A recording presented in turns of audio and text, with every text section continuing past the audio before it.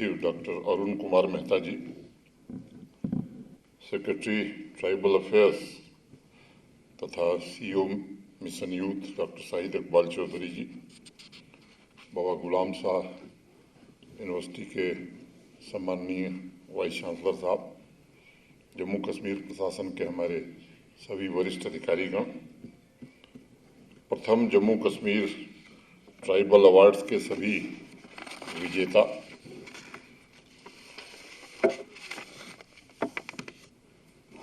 देवियों, सज्जनों तथा मित्रों, कुछ दिन पहले असमय बारिश तथा बर्फबारी की वजह से ऊपरी पर्वतीय इलाकों में रहने वाले अनेक ट्राइबल परिवारों तथा उनके माल मवेशियों को काफ़ी तकलीफें उठानी पड़ी। आप काफ़ी कठिनाई से गुजरे हैं। बहुत से परिवारों ने मवेशियों की अकस्मात मृत्यु की वजह से आर्थिक तकलीफ भी उठाई।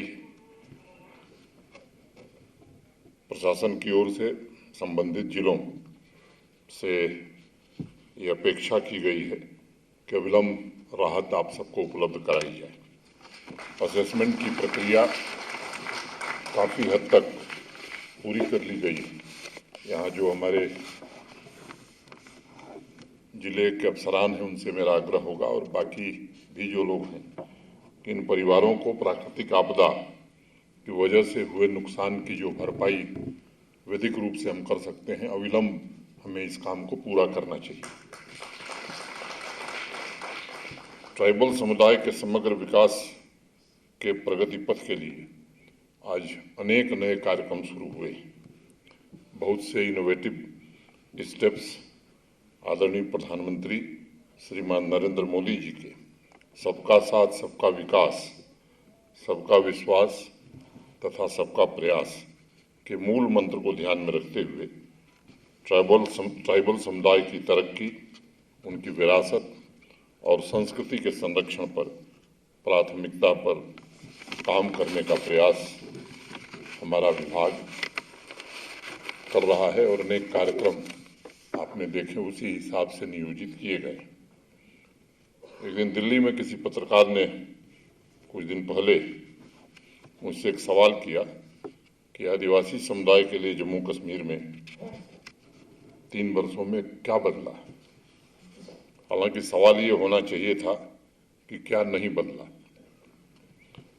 पिछले वर्ष भारत के सम्माननीय प्रधानमंत्री जी ने वीर आदिवासी स्वतंत्रता सेनानी की स्मृति में 15 नवंबर को जनजातीय गौरव दिवस मनाने का निर्णय किया था, और हम सब ने भी वो कार्यक्रम जम्मू में किया था।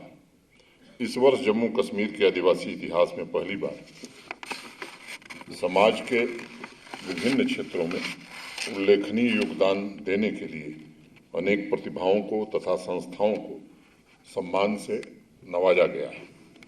आज इस मोड़ पर खड़े होकर ये देखना और सोचना आवश्यक है कि आवाम को पोषित करने वाले राष्ट्र निर्माण में लगे आदिवासी समुदाय के हाथों में पहले पुरस्कार क्यों नहीं जाते थे। संविधान में उल्लिखित न्याय, स्वतंत्रता, समानता के मूल सिद्धांत जम्मू कश्मीर की ट्राइबल आबादी के लिए क्यों नहीं मुहैया हो पा रहे थे।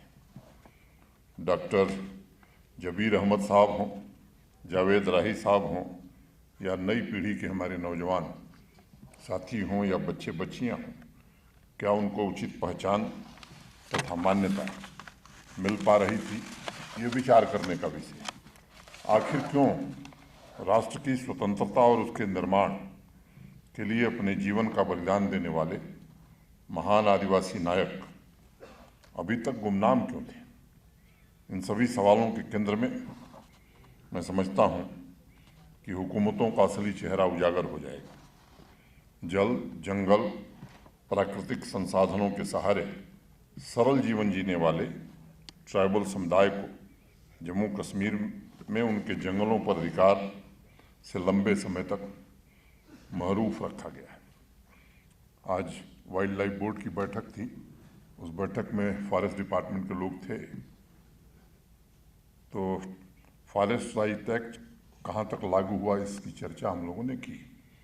एक बात ध्यान में आई कि जो कम्युनिटी राइट्स हैं वो मोस्टली दे दिए गए हैं, इंडिविजुअल राइट्स सभी लोगों को बहुत कम संख्या में मिले।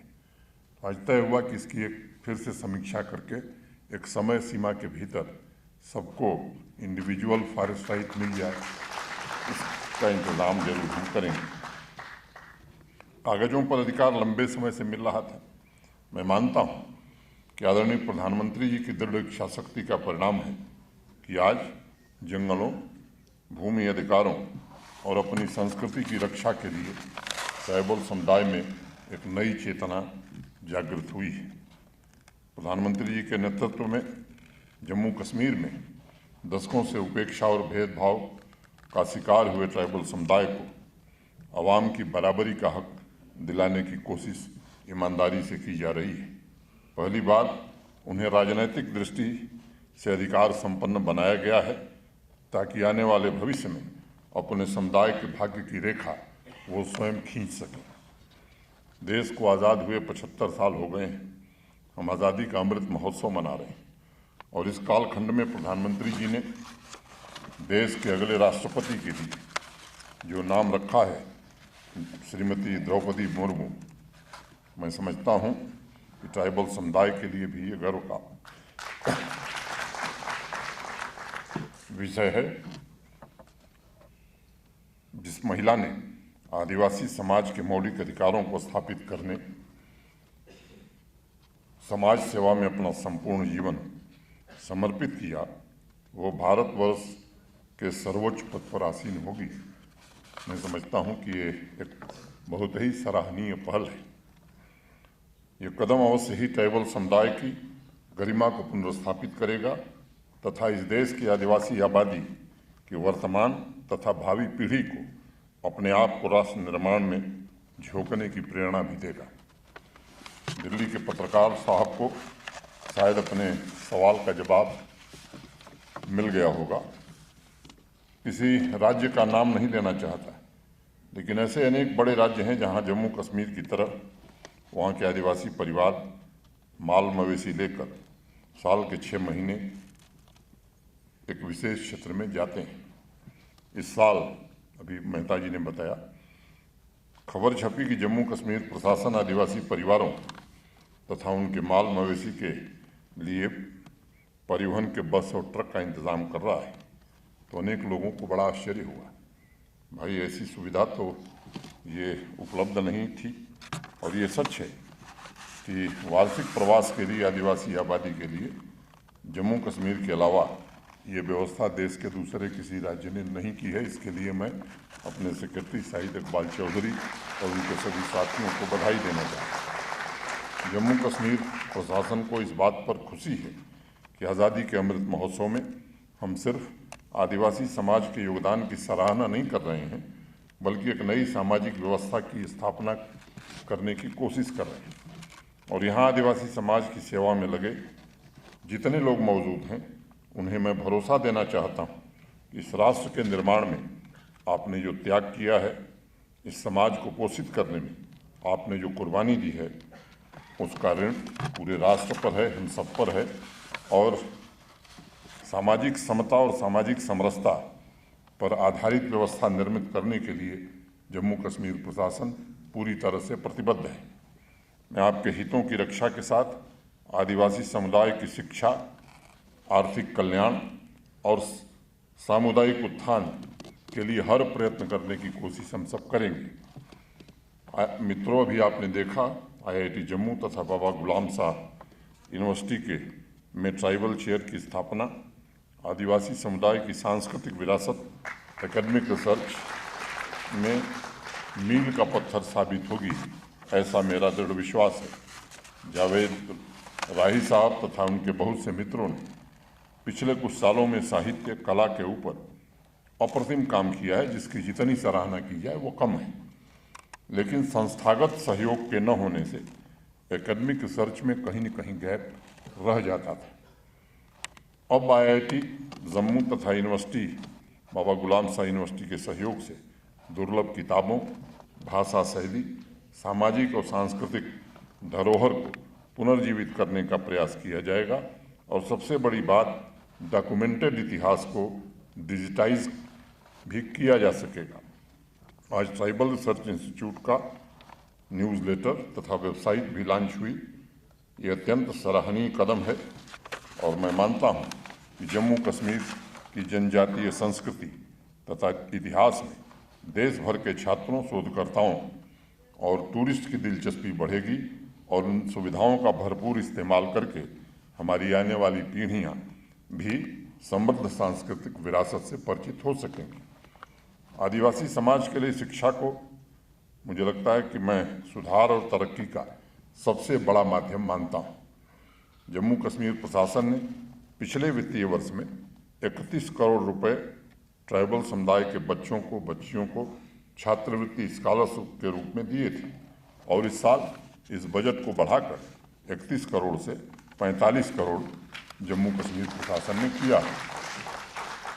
मैं अगर कुछ आंकड़े आपको बताऊं, 44 सालों में ट्राइबल समुदाय के कल्याण के लिए जितने कार्य किए गए थे, मैं मानता हूं कि पिछले 2 वर्षों में उससे ज़्यादा काम ट्राइबल विभाग ने किया है। मैंने अभी फॉरेस्ट राइट एक्ट का जिक्र किया, चाहे वो फॉरेस्ट राइट एक्ट के सर्टिफिकेट से लेकर स्मार्ट क्लासेस तथा रेजिडेंशियल स्कूल जैसी अनेक योजनाओं को ज़मीन पर लागू करने में सफलता मिली है। जो सालों से वंचित समुदाय आज मुख्य धारा से जोड़ने का काम किया जा रहा है, वो निश्चित रूप से पहले होना चाहिए था। ट्राइबल समुदाय के बच्चों के लिए 44 साल में 26 हॉस्टल बनाए गए थे। ये एक तथ्य है जो आपको जानना चाहिए। और मैं आपसे कहना चाहता हूं कि पिछले 20 या 21 महीने पहले हम लोगों ने काम शुरू किया था। आने वाले 2 वर्षों में 37 हॉस्टल नए बना करके जम्मू कश्मीर प्रशासन जनजातीय बच्चों को सुपुर्द करेगा। शिक्षा के क्षेत्र में बच्चियों को बराबरी का हक प्रदान करने के लिए ट्राइबल समुदाय की बच्चियों के लिए हॉस्टल की स्थापना की जा रही है। पिछले साल नवंबर में ही ट्राइबल एरियाज में 100 स्मार्ट स्कूलों की स्थापना का संकल्प लिया गया था और मुझे आपको बताते हुए प्रसन्नता है कि इस वर्ष मार्च में ही ये सभी 100 स्कूलों को स्मार्ट स्कूल के रूप में तब्दील कर दिया गया है। अभी 100 अन्य स्कूलों का काम चल रहा है और उसके साथ ही ट्राइबल गांव में स्थित स्कूलों के इंफ्रास्ट्रक्चर को भी आधुनिक बनाने का काम हम कर रहे हैं। इसके अलावा स्कॉलरशिप में भी वृद्धि की गई है। पहले मिडिल स्कूल तक के बच्चों को 450 से 675 रुपये सालाना स्कॉलरशिप दी जा रही थी। इसको बढ़ाकर अब जम्मू कश्मीर प्रशासन ने 2400 रुपये सालाना कर दिया है। टेक्निकल कोर्स तथा पोस्ट ग्रेजुएट स्टूडेंट्स को सिर्फ 30,000 रुपये सालाना स्कॉलरशिप मिलती थी। इसे भी बढ़ाकर 60 से 80,000 रुपये तक जम्मू कश्मीर प्रशासन ने किया है, जिसका लाभ हजारों छात्रों और युवाओं को मिल रहा है। केंद्रीय जनजातीय कार्य मंत्रालय गोइंग ऑनलाइन एज लीडर्स कार्यक्रम भी आपके समुदाय के बीच हमारा ट्राइबल अफेयर डिपार्टमेंट चला रहा है। इसके माध्यम से इंडस्ट्री, आर्ट, बिजनेस सभी क्षेत्रों में प्रसिद्ध लोग डिजिटल माध्यम से आदिवासी युवाओं के व्यक्तिगत सलाहकार बनकर उनके सपनों को साकार करने की कोशिश कर रहे हैं। इस कार्यक्रम को भी जम्मू कश्मीर में व्यापक स्तर पर ले जाया जाए, इसकी कोशिश शाहिद इकबाल चौधरी और उनकी टीम कर रही है।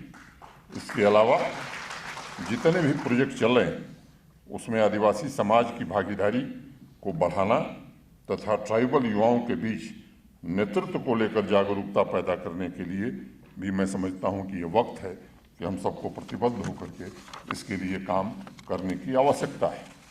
फॉरेस्ट राइट एक्ट के साथ साथ वन संपदा अधिकार यानी प्रधानमंत्री वन धन योजना को भी जम्मू कश्मीर में लागू किया गया है। आपकी आजीविका में एक और स्रोत जुड़े, आपकी आमदनी में इजाफा हो, इसके लिए जम्मू कश्मीर में हम 100 वन धन केंद्रों की स्थापना कर रहे हैं ताकि वनों से चुनकर जो कीमती उत्पाद आप लोग लाते हैं उसकी सही कीमत आपको मिल सके। ट्राइबल समुदाय में महिलाओं की सामाजिक तथा आर्थिक दोनों स्वरूपों में महत्वपूर्ण भूमिका रही है।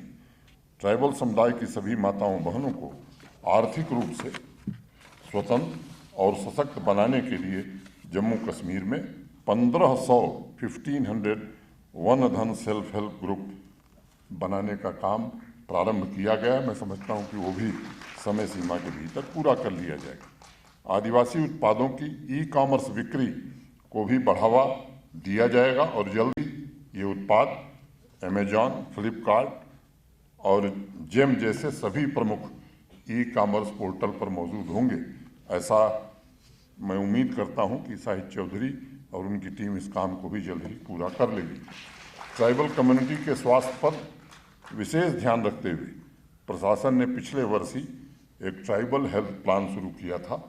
जहाँ जहाँ भी अस्थायी आबादी है वहाँ हर जगह एक हेल्थ सब सेंटर बनाने की बात हमने की है, उसमें काम शुरू हुआ है और माइग्रेटरी आबादी के लिए मोबाइल मेडिकल केयर यूनिट की व्यवस्था की जा चुकी है। इतिहास में पहली बार ट्राइबल समुदाय से आशा स्वास्थ्य कार्यकर्ताओं की नियुक्ति भी जम्मू कश्मीर प्रशासन कर रहा है, जो गर्मियों के सीजन में ऊपरी पहाड़ी इलाकों में रहने वाले आबादी के स्वास्थ्य रक्षा के लिए काम कर सकेंगे। शहीद इकबाल चौधरी और उनकी टीम को मैं हृदय से बधाई देना चाहूँगा कि उन्होंने केंद्रीय जनजातीय कार्य मंत्रालय की टेलीमेडिसिन योजना को प्राथमिकता के आधार पर जम्मू कश्मीर में शुरू करने में सफलता प्राप्त की है। दूर दराज के इलाके में रहने वाले आदिवासी भाई बहन और स्वास्थ्य संबंधित समस्या के समाधान के लिए तुरंत स्पेशलाइज्ड डॉक्टर से सलाह ले सकेंगे। मैं मानता हूँ ट्राइबल परिवारों की स्वास्थ्य रक्षा के क्षेत्र में आज एक बहुत ही महत्वपूर्ण और क्रांतिकारी बदलाव लाया गया है। मित्रों, युवाओं की स्थायी आजीविका के लिए प्रशासन ने ट्राइबल एरियाज में मिनी सी फार्म स्थापित किए हैं और लगातार ऐसे मिनी सी फार्म की संख्या बढ़ाने की कोशिश की जा रही है। कोशिश हो रही है कि हर साल 3 से 4 हज़ार युवाओं को इस क्षेत्र में रोजगार के अवसर उपलब्ध कराए जा सकें। ट्राइबल समुदाय के युवाओं को डेयरी सेक्टर से भी जोड़ने की कोशिश की गई है।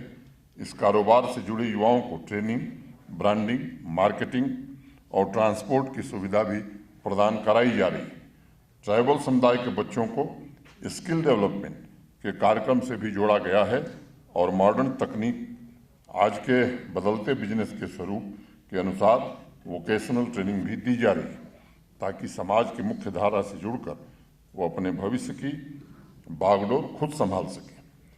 बीते कुछ महीनों में ट्राइबल रिसर्च इंस्टीट्यूट के माध्यम से अनेक सर्वे तथा रिसर्च के काम पूरे किए गए हैं। मुझे उम्मीद है कि स्किल डेवलपमेंट के इकोसिस्टम द्वारा आदिवासी युवाओं में बेरोजगारी की समस्या को खत्म करने में आने वाले दिनों में हम कामयाब हो सकेंगे।